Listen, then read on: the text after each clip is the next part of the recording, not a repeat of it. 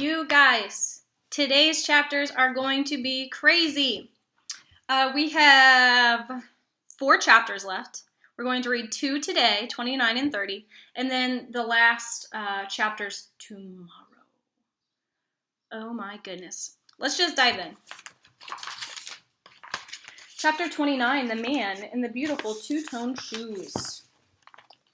It was like I'd rubbed the magic lamp from the 40 Thieves. A strong, smoky smell slipped through the crack of the door. Hard adult laughs laced themselves up in the smoke and rolled out with it. I had to blink and wipe at my eyes as the cigarette smoke stung them. I saw 3 round tables in a large dark room. Each table had 6 chairs set around it. There was a candle in a glass jar in the middle of the tables. A woman turned to look in my direction. The light from the hall was drawing attention, so I stepped inside, closed the door, pressed my back against the wall, and slid to the left. The woman stopped looking, and I kept sliding until I came to a stack of chairs. I squeezed behind them so that I was hidden. My heart was slapping at my ribs, and I was having a hard time catching my breath. If my head felt any lighter, I was going to end up swooning behind this pile of chairs. I remembered what Jimmy had said once about being scared, that if you pretend you were watching what was going on through a telescope, you got a lot calmer. And take 3 of the deepest breaths that you can. 3's a magic number. And if you breathe deep 3 times, you ain't got no choice but relaxing. By the 3rd breath, I had to smile. Even though I'd pulled 3 giant puffs of stinging, smoking air into me, it worked, and I was a lot calmer. Now that my eyes were used to the dark, I peeked from behind the chairs to get a look around the inside of the new turned leaf. It was more like a cave instead of a room. There must have been 10 other round tables, full of people spread out across one half of the place. The other half of the room was empty for a bit. Then there was a piano, a set of drums, a giant fiddle, a beautiful shining gold saxophone, and a microphone. Seeing the microphone gave me hope. Maybe, just maybe, Jimmy was singing here. I began noticing other things in the room. On one side was a swinging door with a round window, and each time the door swung open, kitchen sounds joined with the voices of the speakeasy. Women were going in and out. Mother would say their clothes were scandalous. Their skirts didn't seem to be much more than a couple of handkerchiefs sewn together. The skirts flapped and sparkled in the light.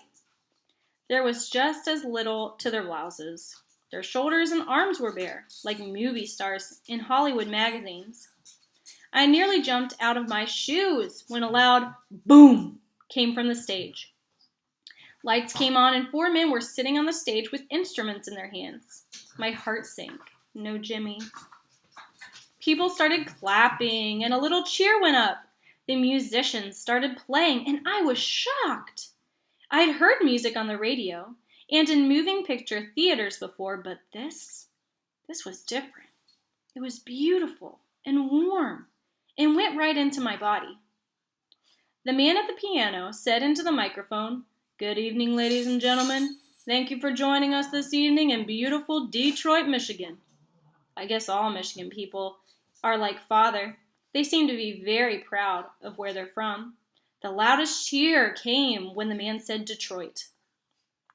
People bounced their heads up and down and snapped their fingers and smiled like a whole herd of Cheshire cats. When the first song was done, the crowd whistled and clapped. The man said, "Thank you very much. And now, what you've all been waiting for, our featured vocalist." The people stood up and cheered and screamed and banged their hands on the table and stomped their feet and made the house shake. He said, "Originally from Lancaster, Pennsylvania." Lancaster! I screamed like the people did when they heard Detroit. A curtain split in the middle, and a man in a beautiful blue suit with a pair of 2-tone blue shoes and a matching blue hat stood with his head bowed. His face was completely covered by the brim of the blue hat. He was holding on to a microphone. I froze. Maybe this man was going to introduce Jimmy. The drum banged. The people cheered louder. The drum banged one more time, and the music stopped. The man kept his head down and raised the microphone to his mouth. He waited and waited. I stopped breathing. Then a clear, strong voice sang, more or less resigned to crying over Angela.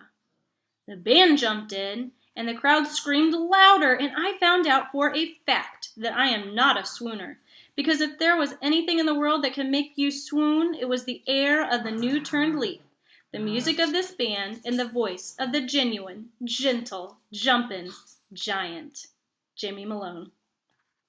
He looked up from under his blue hat and sang, I watched my heart leave the station the day she said we were no more. It was Jimmy, in a suit. Jimmy sang 2 songs and the crowd never calmed down. I raised my hand, hoping he'd see me, but knowing it was impossible. I came out from behind the chairs. People were too busy staring at Jimmy to notice me. Maybe if I got to the front of the room. I was this close to Jimmy when the man who had been standing outside by the door stepped in front of me like a wall. How'd you get in here? Let's go. He left his gut wide open. I knew it was wrong, but I twisted my hips and swung as hard as I could. My fist crumpled against him, and pain shot through my arm like an epiphany. He looked at me like I was a mosquito. He reached at me, and I screamed as loud as I could. People around us jumped back like they were on fire. The band and Jimmy stopped and moved off the stage through the curtain. 3 other big square men were just like that, standing around me. The only sound was people's shoes as they shuffled to the door I'd snuck in through. I yelled, Jimmy! The first man lifted me like I was as light as a pillow. Jimmy! Through the microphone I heard, Sis?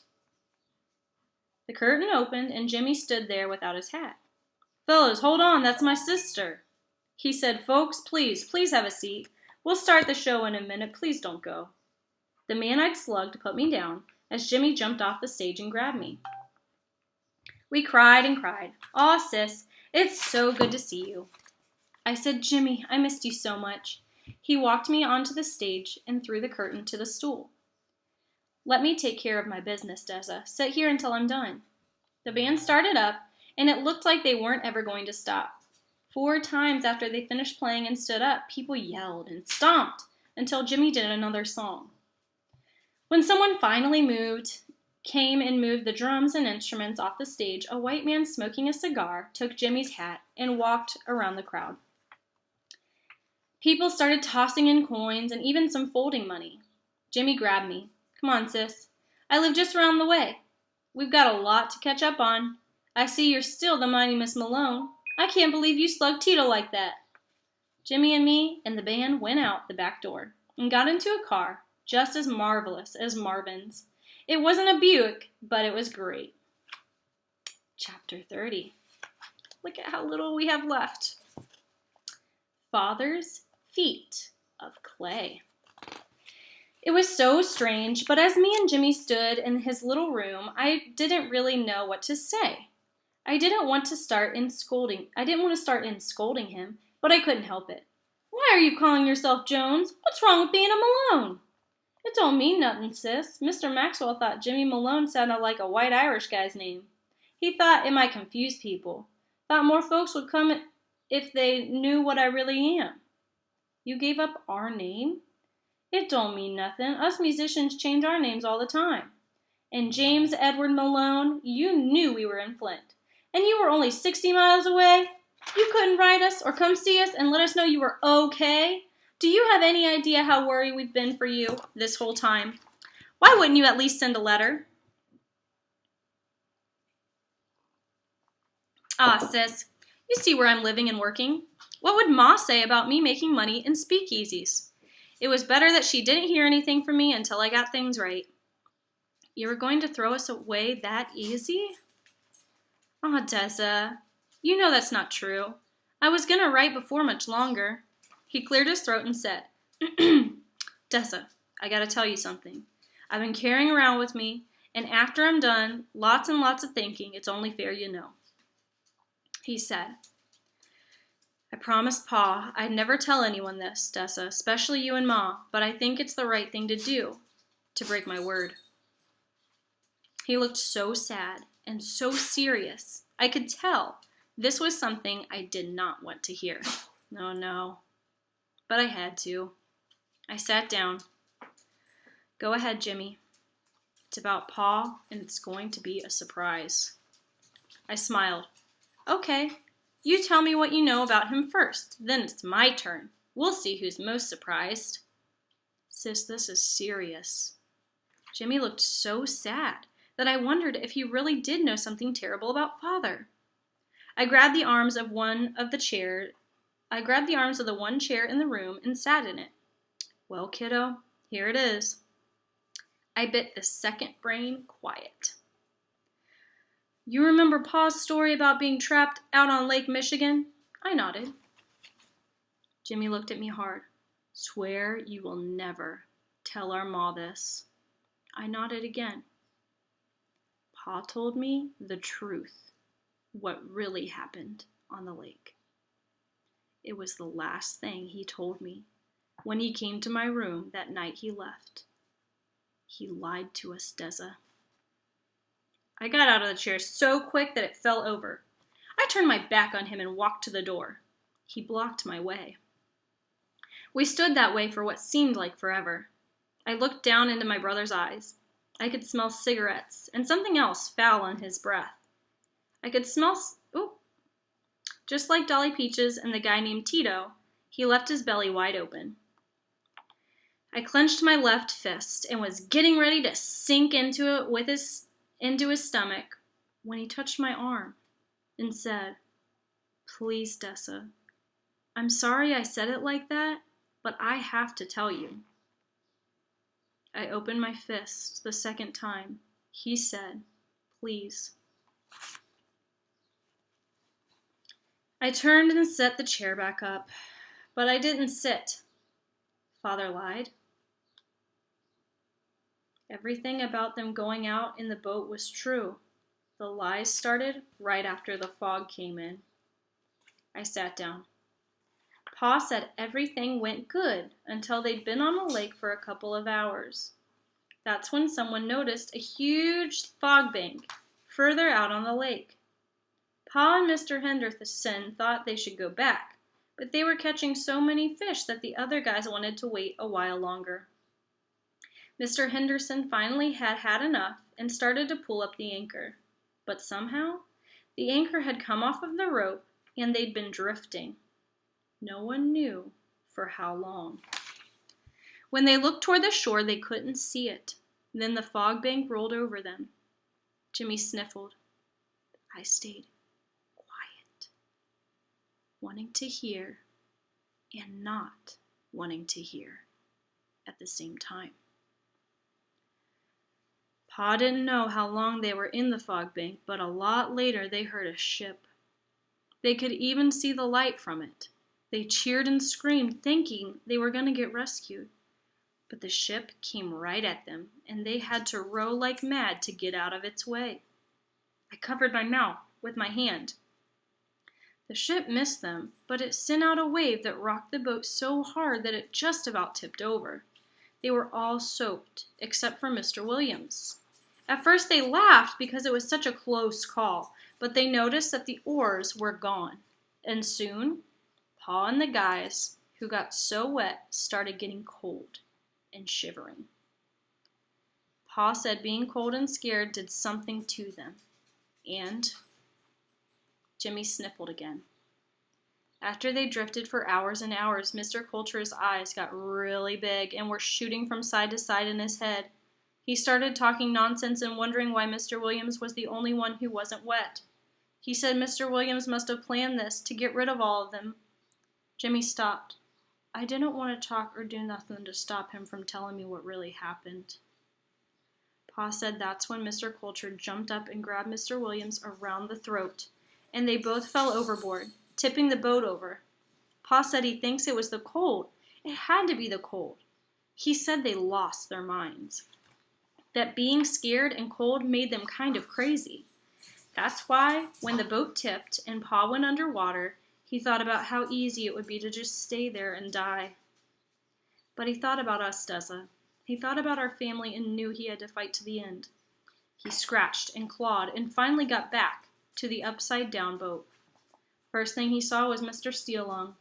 Father grabbed him and they hung on to the boat.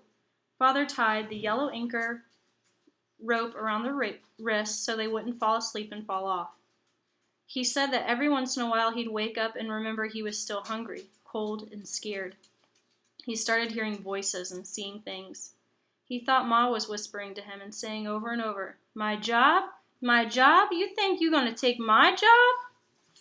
Then Ma takes the anchor rope and wraps it around Pa's neck. Pa fights back and sees that it isn't Ma at all. His sense is clear, and he sees that it's Steelong hollering at him. He's untied the rope from around his wrist and is choking Pa with it. Steelong screams, "Taking food out of my babies' mouths? You think I'm gonna lay down and let that happen? We'll see who dies out here." Each time my heart beat, it felt like it was getting smaller and smaller.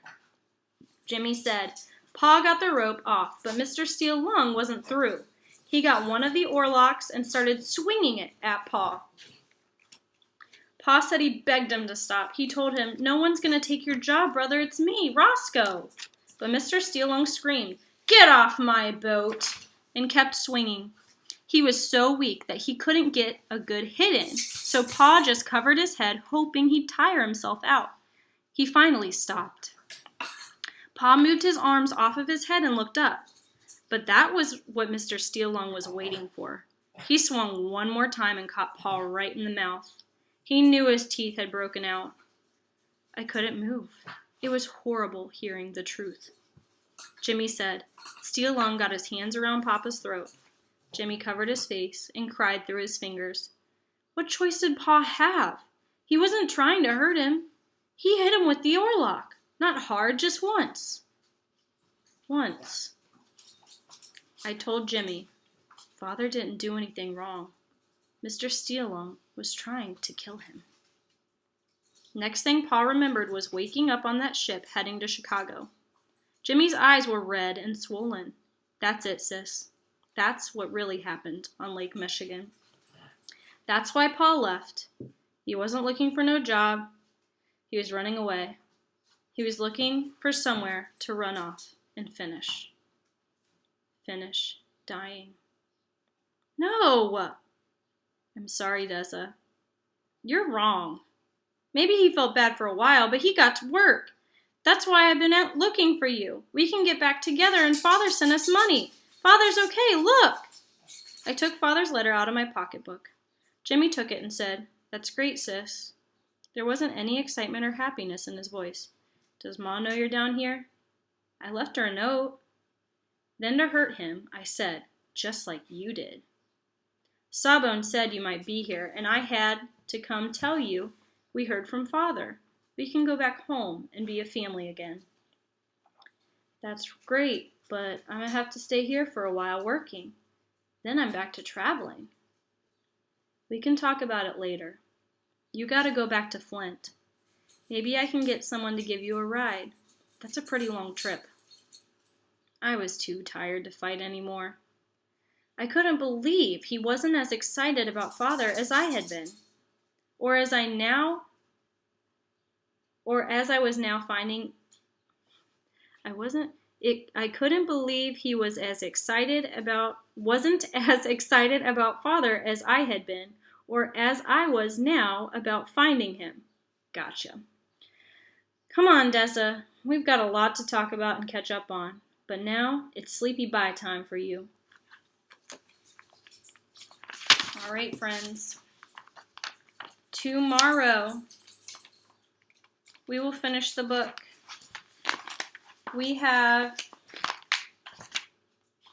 a bit left to read. It's going to be long. It's going to be a long read aloud tomorrow. So, might want to listen to it in 2 parts. Chapter 29 and 30 quiz. Number 1, what was Jimmy wearing? A, a pair of overalls. B, a brown suit. C, blue shoes, hat and suit. D, his old ripped clothes. Number 2. While Deza was moving closer to see Jimmy, the grammatical errors on these questions frustrate me. I'm sorry. To see Jimmy, and a man noticed her and told her to leave. What did Deza do in return? A, gave him a high five. B, told him her brother was the singer. C, punched him. Or D, gave him a hug. Number 3, how did Deza get Jimmy's attention? A, she screamed his name. B, he saw her punch the doorman. C, she sang to him. Or D, she got locked out and he saw her when he left. Number 4, what last name was Jimmy using instead of Malone? A, Michaels. B, Conair. C, Jones. Or D, James. 5, what news does Jimmy share with Deza? A, their father's story about Lake Michigan and what happened was a lie. B, father didn't want to come back to them. C, Jimmy didn't want anything to do with Mama and Deza. Or D, Jimmy's going to jail. Just one more question today. It's an extended response. There's multiple questions here. What really happened on Lake Michigan? So explain what happened on Lake Michigan in complete sentences. You need to tell me, did father really leave Gary to find work? So answer those 2 questions and explain both of your answers. Okay? Tomorrow we will finish our book. And again, it's going to be a long reading, but there are only a couple of questions. There's 7 questions for 3 chapters. So, alrighty, I hope you enjoyed today's reading, and I hope you have a fantastic night, and I hope that you had a happy day. All right, have a good night. Bye.